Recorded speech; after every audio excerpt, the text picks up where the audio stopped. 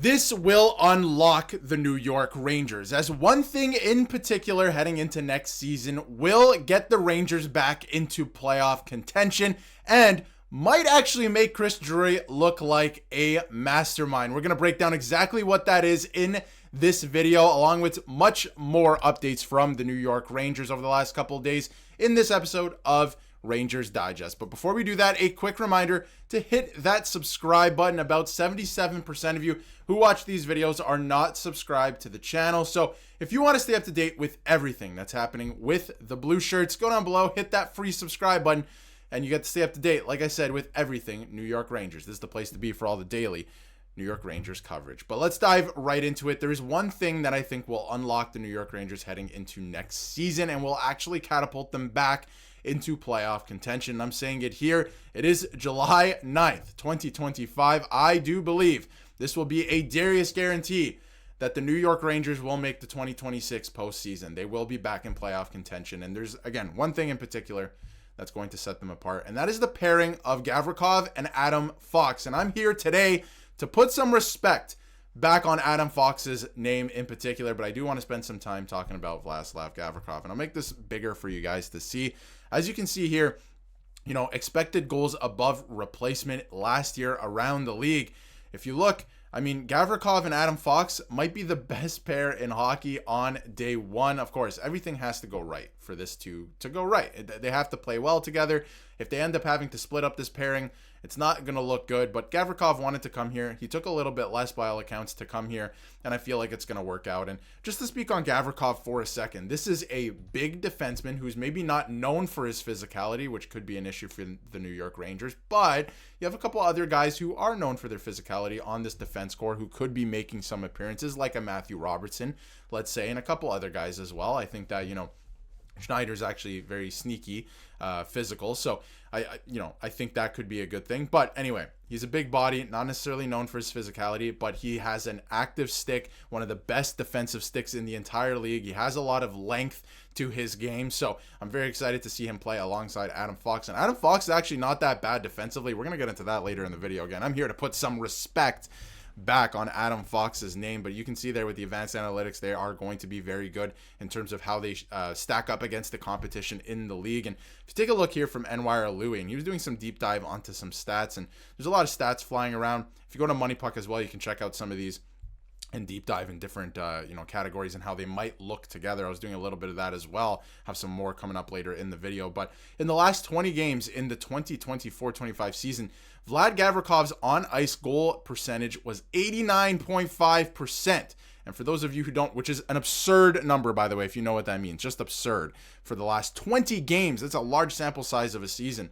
Meaning in those 20 games, the Kings outscored their opponents 9-1 with Gavrikov on the ice. So for every 10 goals that were scored, the Kings were scoring 9 of them. The opponents were scoring 1 of them, right? So he was a plus 15 at 5-on-5 in those 20 games. That is true dominance. And the LA Kings, I mean, were a really good team this year. I actually had them beating the Edmonton Oilers. But again, the will to win beats skill all the time. But obviously, they were truly dominant in those last 20 games. They catapulted themselves into a good playoff position. And he was a big reason for that. He was making a difference all over the ice. So he's going to be really good to pair with Adam Fox. Now, Adam Fox, like I said, let's talk about this guy because this is unreal. Like the amount of numbers and where he ranks in the league since 2021-22 is insane. He has 50 goals. That's 9th amongst defensemen.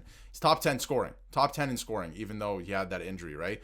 230 assists. That's 3rd in terms of defensemen in the league. 280 points. 3rd. He has a plus minus of 76, which by the way includes last season, which was a horrible season. We can get into some stats as well on both the Gavrikov and the Adam Fox side. But if you take a look at his stats from last season, he was only a plus 9 last season, which is absolutely insane, by the way, considering the season that the Rangers had. He was still a plus player. So got to keep that in mind. But still, if you go back and playing a ton of ice time, by the way, playing almost, I mean, not almost half a game, but almost 25 minutes a night. He was averaging almost 24 minutes a night on average, and again a plus 76 since then, which doesn't include special teams. Keep that in mind as well.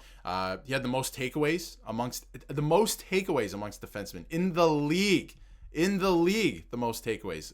14 game-winning goals, second amongst defensemen. Block shots, he's 8th amongst defensemen. Take that in as well. Blocking a lot of shots, 8th amongst defensemen. There's defensemen in the league that's all they do, eat pucks.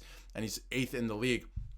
And he had 4 straight top 5 Norris finishes. Put some respect on this guy's name. He is not done yet. And if you take a look at some of these advanced analytics as well, I want to start with this one.